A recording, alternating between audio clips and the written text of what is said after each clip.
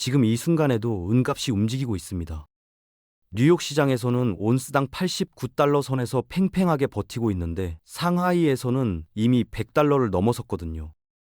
같은 금속인데 거래소마다 가격이 다르다는 건 이게 단순한 수요와 공급의 문제가 아니라는 뜻입니다. 전문가들은 지금 벌어지는 상황을 한마디로 정리합니다. 미국과 중국이 은을 두고 벌이는 피 튀기는 경제 전쟁. 중국은 국제 시세보다 14%나 높은 돈을 얹어가며 은을 싹쓸이하고 있고, 중국 관영 매체는 미국이 멕시코 은광지대를 차지하려 침공을 준비 중이라는 성명까지 냈습니다.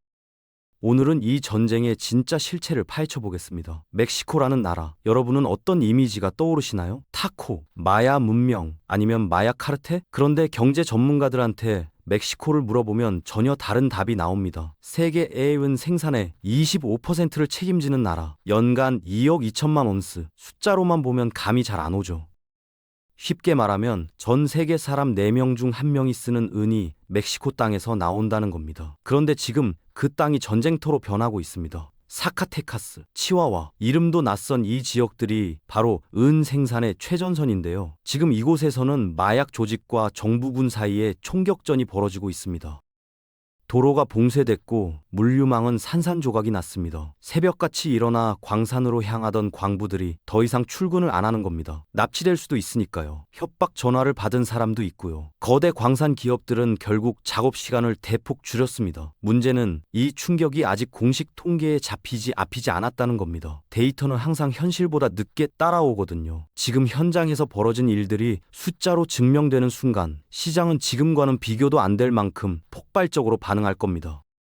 불붙기 직전의 화약고, 지금 멕시코가 딱 그 상태입니다. 사실 멕시코 해은 생산량 문제는 내전이 터지기 훨씬 전부터 시작됐습니다. 2021년 총성 하나 울리기 전부터 이미 생산량은 내리막을 걷고 있었거든요. 이유는 단순합니다. 수십 년간 파고 또 파낸 광산들이 바닥을 드러내기 시작한 겁니다. 노후 광산은 캐낼수록 비용이 늘고 수익은 줄어듭니다. 새로운 광산을 개발해야 하는데 그러려면 천문학적인 투자가 필요하죠. 그런데 투자자 입장에서 한번 생각해 보세요. 수조 원을 들여 광산을 개발하려는데 그 지역 고속도로를 마약 조직이 장악하고 있습니다. 장비를 실은 트럭이 중간에 털릴 수도 있고 현장 소장이 납치될 수도 있습니다. 멕시코 정부 정책은 또 어떻습니까? 오늘은 되고 내일은 안 된다는 식의 오락가락 규제가 반복되면서 글로벌 자본은 이미 등을 돌렸습니다. 전 세계 어디에도 이런 조건에서 수조 원을 베팅할 투자자는 없습니다. 결국 멕시코은 시장은 구조적으로 무너지고 있는 겁니다. 생산량이 제자리를 유지하는 게 아니라 밑바닥을 향해 추락하는 구조예요. 공급의 심장부가 서서히 멈춰가는 이 상황. 전 세계 은 시장이 버텨낼 수 있을까요? 수학적으로 계산해보면 답은 하나입니다. 버틸 수 없습니다. 그런데 여기서 상황이 완전히 다른 국면으로 접어듭니다. 미국 대통령이 느닷없이 선언을 한 겁니다. 마약 조직을 소탕하겠다. 그러기 위해 멕시코 땅에 미군을 직접 투입하겠다고요. 전 세계가 깜짝 놀랐습니다. 주권 국가의 영토에 동의도 없이 군대를 보내겠다는 건데 멕시코 정부는 당연히 강하게 반발했습니다. 그런데 이 발언이 나온 타이밍을 한번 보세요. 미중 무역 전쟁이 최악으로 치닫던 바로 그 시점이었습니다. 중국이 국제 시세보다 14%나 높은 가격을 얹어가며 은을 미친 듯이 사재기하던 그때 딱 그 순간에 나온 발언입니다. 우연일까요? 중국은 절대 그렇게 보지 않았습니다. 중국 관영 매체들은 일제히 목소리를 높였습니다. 미국이 마약 소탕을 명분으로 삼고 있지만 실제 목적은 멕시코의 은광지대를 무력으로 장악하려는 것이라고요. 침략 의도가 있다는 겁니다. 외교적 수사처럼 들릴 수도 있지만 이걸 단순한 말싸움으로 치부하면 큰일 납니다. 지금 미국과 중국 모두 은을 단순한 상품이 아닌 국가 생존과 직결된 전략 자원으로 보고 있거든요. 군사적 긴장과 경제적 포위망이 동시에 좁혀오는 이 상황, 역사책에서나 보던 자원 전쟁이 지금 현실에서 벌어지고 있는 겁니다. 멕시코에서 공급이 흔들리는 동안 지구 반대편 뉴욕에서는 또 다른 경보음인 경보음이 울리고 있습니다. 바로 코맥스, 뉴욕 원자재 거래소입니다. 전 세계의 은 가격의 기준점이 되는 곳이죠. 그런데 이 거래소의 실물문 창고가 지난 몇 달 사이 눈에 띄게 비어가고 있습니다. 밑 빠진 독에 물 붓듯 쌓여있던 실물 은이 빠르게 사라지고 있는 겁니다. 거대 은행들이 수십 년간 차곡차곡 쌓아두었던 은이 어디로 간 걸까요? 시장에서는 여러 말이 나오지만 한 가지는 분명합니다. 미국 정부가 이 상황을 알면서도 아무런 조치를 취하지 않고 있다는 겁니다. 잠깐 비교해 볼게요. 만약 석유 창고에서 이 정도 속도로 재고가 빠져나갔다면 어떻게 됐을까요? CNN, BBC, 블룸버그가 동시에 긴급 속보를 터뜨렸을 겁니다. 전 세계 경제 뉴스가 마비됐을 수준이에요. 그런데 은은 조용합니다. 아직 대부분의 사람들이 모르고 있으니까요. 문제는 실물이 사라지면 종이로 거래되는 선물 시장의 신뢰도가 함께 무너진다는 겁니다. 선물 계약서에는 은이 있다고 쓰여 있는데 창고를 열어보면 텅 비어 있는 상황이 오는 거죠. 시장 참여자들이 이 사실을 하나씩 맞춰가기 시작하면 그때부터는 공포가 가격을 움직입니다. 그리고 그 순간은 생각보다 훨씬 가까이 와 있습니다. 자, 이제 중국 이야기를 본격적으로 해볼게요. 텐센트, 알리바바. 이름만 들어도 아시죠? 우리나라로 치면 카카오와 네이버를 합쳐놓은 것보다 훨씬 거대한 기업들입니다. 시가총액만 합쳐도 1,300조 원이 넘어요. 그런데 이 공룡들이 지금 보유하고 있는 미국 국채와 주식을 전량 매각하는 계획을 세우고 있다는 정보가 흘러나오고 있습니다. 수백조 원어치를 한꺼번에 던진다는 겁니다. 그럼 그 돈으로 뭘 하려는 걸까요? 부동산? 금? 아닙니다. 실물 은입니다. 현금화한 자금을 그대로 은 매입에 쏟아붓겠다는 전략이에요. 처음 이 얘기를 들으면 황당하게 느껴질 수 있습니다. 그런데 냉정하게 생각해보면 이건 정교하게 설계된 양동 작전입니다. 미국 국채와 주식을 동시에 던지면 미국 금융시장은 폭락합니다. 그 돈이 은 시장으로 유입되면 은값은 폭등하죠. 두 개의 충격이 동시에 터지는 겁니다. 달러 자산을 팔아 은을 사는 행위, 그게 왜 무서운지 아십니까? 미국 입장에서는 자국 금융 시스템이 흔들리는 동시에 핵심 전략 자원까지 빼앗기는 이중 타격을 맞는 겁니다. 중국은 돈을 잃는 게 아니라 달러를 은으로 교환하는 거예요. 가치가 떨어질 종이를 팔고 앞으로 세상을 지배할 실물을 사는 거죠. 단 한 번의 거대한 거래로 미국을 흔들고 자원 패권을 동시에 쥐려는 교과서에도 없는 금융전쟁의 신무기입니다. 그런데 텐센트 알리바바 얘기는 사실 맛보기에 불과합니다. 진짜 본 게임은 따로 있거든요. 중국 정부가 직접 움직인다는 겁니다.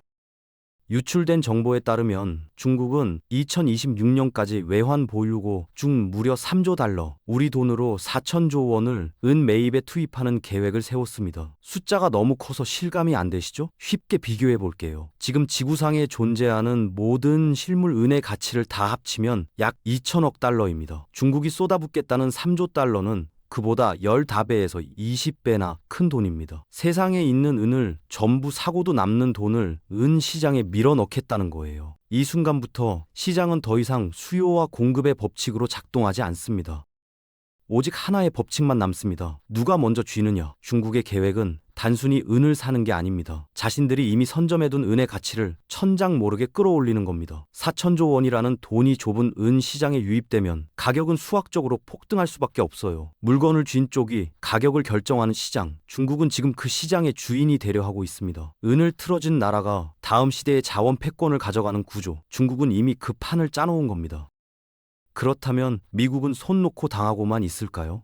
아닙니다. 중국이 달러를 흔들기 위해 금을 선택했다면 미국은 중국의 공장을 멈추기 위해 은을 선택했습니다. 은이 없으면 중국의 핵심 산업이 문자 그대로 멈춰버리기 때문입니다. 태양광 패널 하나를 만드는데 패널 한 장당 약 20g의 은이 필요합니다. 중국은 전 세계 태양광 패널의 80% 이상을 만드는 나라입니다. 반도체 공정에서도 은은 대체 불가능한 소재이고 첨단 무기 시스템에도 은이 들어갑니다. 중국이 세계를 지배하겠다고 선언한 산업들, 그 모든 곳에 은이 박혀 있는 겁니다. 미국이 멕시코에 은 공급줄을 틀어쥐고 시장에 실물 은을 말려버리면 중국의 제조업 경쟁력은 한순간에 무너집니다. 세계 최첨단이라 자랑하던 반도체는 돌멩이가 되는 거예요. 은 전쟁은 중국의 미래 산업 기반을 무너뜨리려는 미국의 냉혹한 경제 보복 작전입니다. 그렇다면 미국은 손 놓고 당하고만 있을까요? 아닙니다. 중국이 달러를 흔들기 위해 금을 선택했다면 미국은 중국의 공장을 멈추기 위해 은을 선택했습니다. 은이 없으면 중국의 핵심 산업이 문자 그대로 멈춰버리거든요. 태양광 패널 한 장을 만드는데 약 20g의 은이 필요합니다. 중국은 전 세계 태양광 패널의 80% 이상을 만드는 나라입니다. 반도체 공정에서도 은은 대체 불가능한 소재이고 첨단 무기 시스템에도 은이 들어갑니다. 중국이 세계를 지배하겠다고 선언한 산업들, 그 모든 곳에 은이 필수적으로 박혀 있는 겁니다. 미국이 멕시코에 은 공급줄을 틀어쥐고 시장에 실물 은을 말려버리면 어떻게 될까요? 중국은 태양광 패널을 단 한 장도 못 만들게 됩니다. 세계 최첨단이라 자랑하던 반도체는 그냥 돌멩이가 되는 거예요. 제조업 강국이라는 중국의 자존심이 은 하나 때문에 산산조각 나는 겁니다.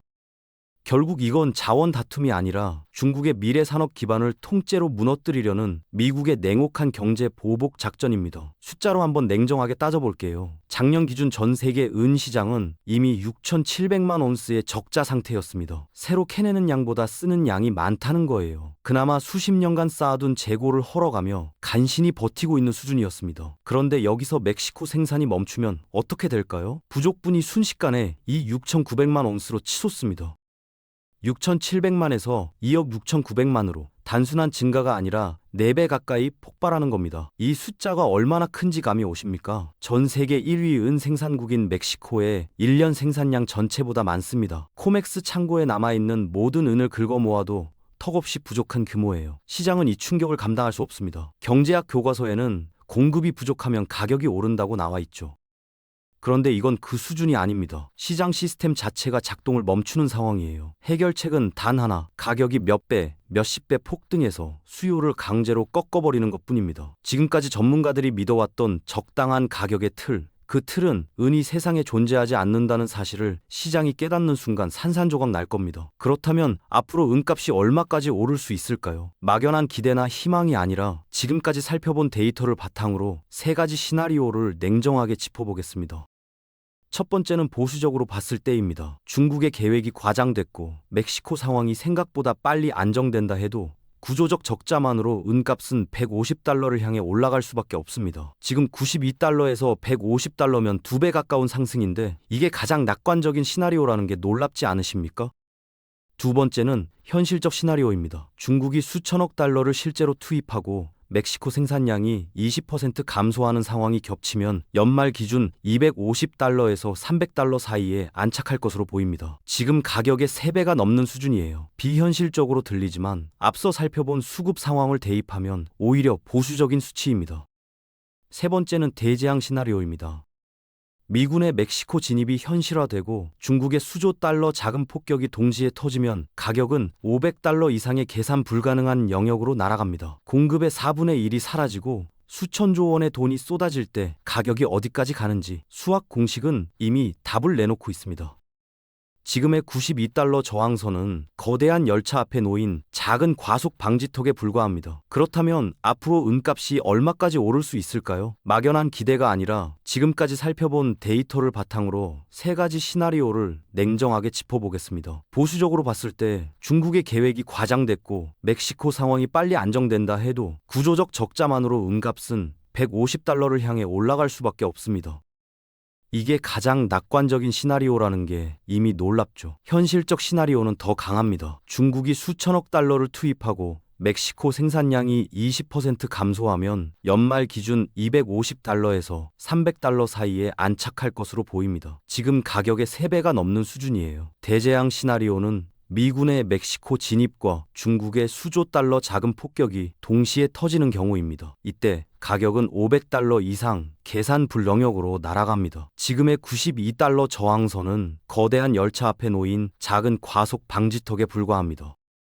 인류 역사를 돌아보면 모든 경제 전쟁의 중심에는 항상 핵심 자원이 있었습니다. 20세기는 석유였고 21세기 초반은 히토류였습니다. 그리고 지금 그 자리를 은이 차지하고 있습니다. 단순한 귀금속이 아니라 국가의 생존과 안보가 걸린 전략 자원으로 격상된 겁니다. 전략 자원이 된 자산은 더 이상 일반적인 경제 논리로 움직이지 않습니다.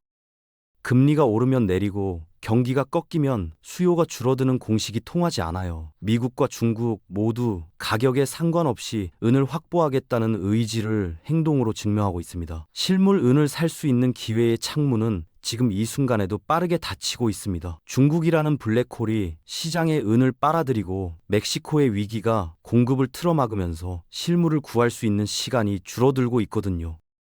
지금 은을 보유한 투자자는 단순한 상품이 아닌 강대국들이 피 튀기며 빼앗으려 하는 치명적 전략 자원을 손에 쥔 겁니다. 6,700만 온스의 적자가 2억 6,900만 온스의 폭발적 부족으로 변하는 과정. 이건 누군가의 예측이 아니라 수학적으로 피할 수 없는 현실입니다. 은은 더 이상 투기 상품이 아닙니다. 향후 10년을 지배할 지정학적 자원 전쟁의 가장 뜨거운 화약고가 된 겁니다.